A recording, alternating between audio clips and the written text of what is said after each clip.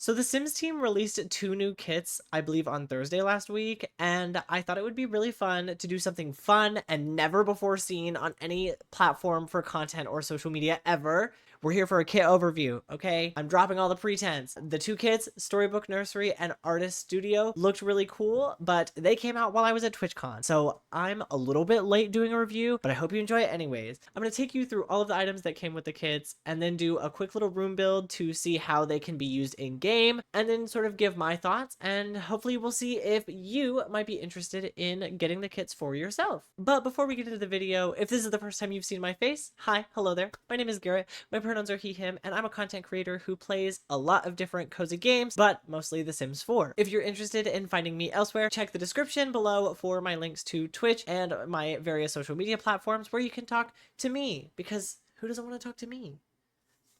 That's a joke.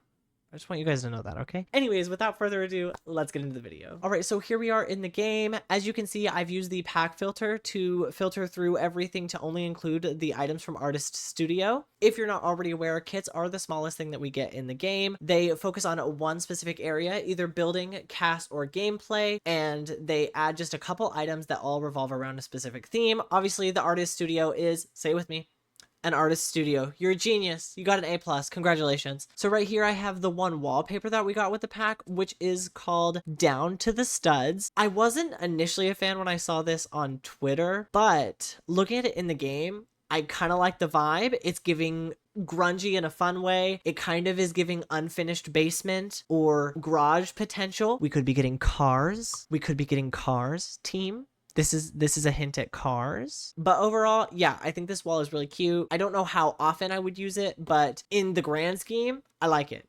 I'm a fan. So going back to the items that we got, I believe there are 23 things here. And again, they all revolve around that sort of artist vibe. So I'm just going to kind of go down the line and lay everything out and show it to you so that you can get a sort of view of what's going on. All right, so here's everything sort of laid out in front of you, actually in the game. Some of my favorite things in here include this little ladder shelf right here at the very beginning, the step ladder shelf. I think it's really cute. I like the vibes. I also like this little smock hanger guy. I'm really a big fan of the fact that they gave us a clean and dirty swatch for every single one. I appreciate that a lot because, you know, that's versatility. That there's a lot that I can do with that. Moving on from that, I'm actually a big fan of the fact that not only did they give us a functioning easel in this pack, okay, I can't find it in the catalog, but take my word for it. It functions. It functions. It's got like painting quality 6 on it, I think, which is great. A functioning thing in a build kit isn't something that I feel like we get very often. We also got a new woodworking table, and I am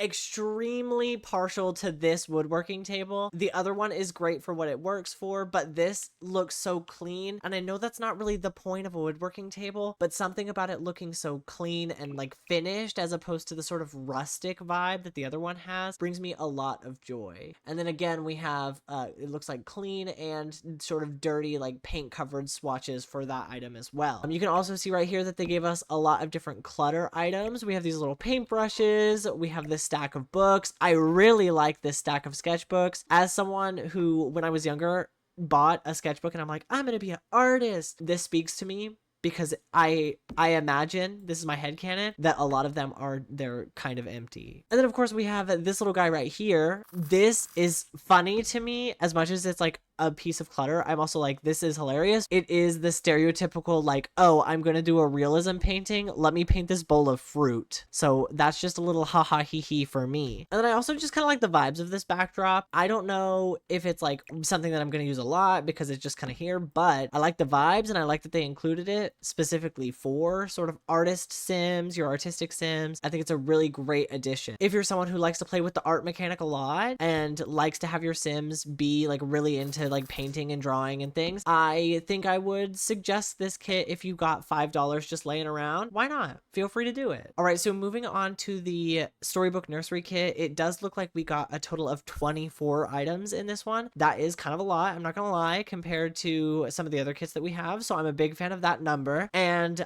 I was talking to one of my friends, Dabney, earlier about thinking it was really funny that everything was in the black swatch, because if you are on the same side of TikTok that I am, you know about gothic baby, the baby whose entire life revolves around the colors like black, gray, and other gray. And that is just really funny to me. It's giving hee hee ha ha, and I love to see it. And the Sims team sort of using that for the default swatches for this kit made me laugh. All right, so here's everything that came with the Storybook Nursery kit. Overall, I think this kit is really cute. There are a couple things in here that I'm like, that is amazing. I love that. For example, I really like this canopy that they got that you can put over the bassinets. I think that's really cute. And then of course it comes in so many different swatch options. I love it. It's giving royalty. So I've actually been rewatching the show Once Upon a Time recently, which if you're not familiar is essentially like twisted versions of all of the different like fairy tales that we know. So like Snow White and Cinderella and Prince Charming and all of those people. It's very twisted. It's very drama. I love to see it. And a lot of this is really feeding into that. And I love that. I also think that this chandelier is so gaudy in the best way possible. Something about the idea of this hanging in like a baby's room makes me giggle. I love to see it. And then they gave us this guy over here, which I am such a big fan of. I love a little clothing rack. And then they give us this guy over here, a little clothing rack. I love to see it. Big fan. And probably my favorite thing, honestly, that came in this pack is this dollhouse that is definitely just the goth house. Like there is no secret or pretense here. This is the goth mansion. And I think that is so funny and I love it. Item wise, we also have a different bed for every one of the early life states. So we have this newborn bassinet. We of course have this infant crib, which I showed some of the other swatches on earlier. And then we have the little toddler bed. I'm always down for another toddler bed. And the infant love in this pack is also great. We got another thing for when you want your kids to have tummy time, which is great. Probably one of the things that people generally would like the most is we got another changing table, because if you are not aware, we do not have very many of those. And I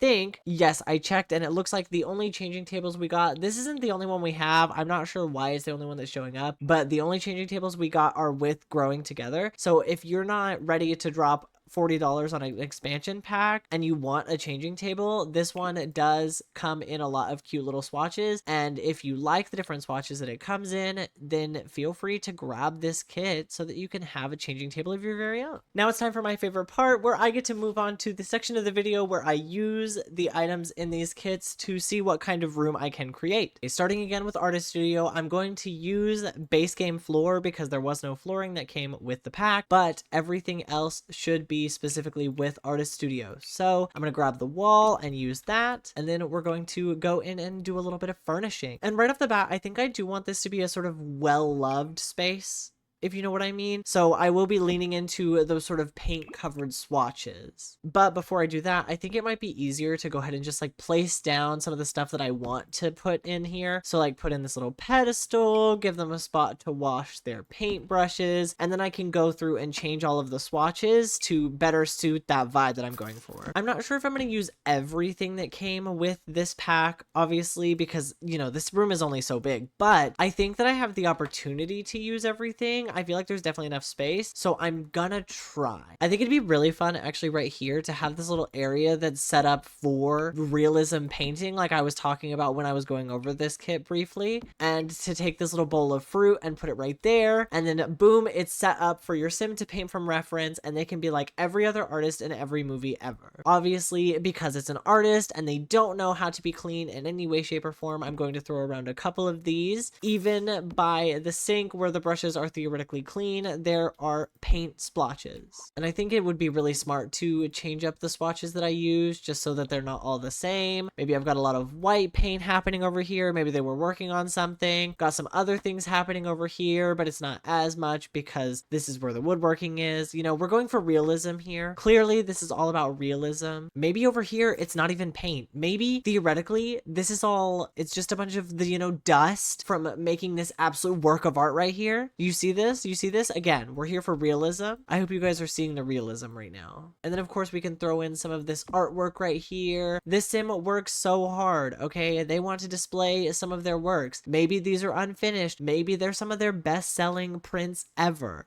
These are the original copies. This sim is an icon, okay? That's what I'm really trying to convey here, is that this sim is amazing and an artist. The sim is me. In The Sims, you can be whatever you want. So that's what I'm doing. I realized as I was trying to find a place to place this, that this has a sort of palette function going on where they can mix all the colors right here. So I thought it would make more sense to put it closer to the easel because theoretically it's in use. So, you know, but it doesn't have to be theoretical because we have the swatches. Now I gotta go through and finish dirtying up the place with all of the paint because this person obviously cannot keep their stuff clean. All right, so I sort of just went crazy and went ahead and finished the room. And I do believe I used everything that comes in this kit. So if you're curious about how this could all be used, I'll go ahead and come down here and give you a sort of tabbed view of what it looks like. Again, we have everything in the dirty paint covered swatches because this is a well-loved and well-utilized space. The only thing that has remained miraculously clean are these counters next to the sink. The sink sacrificed itself.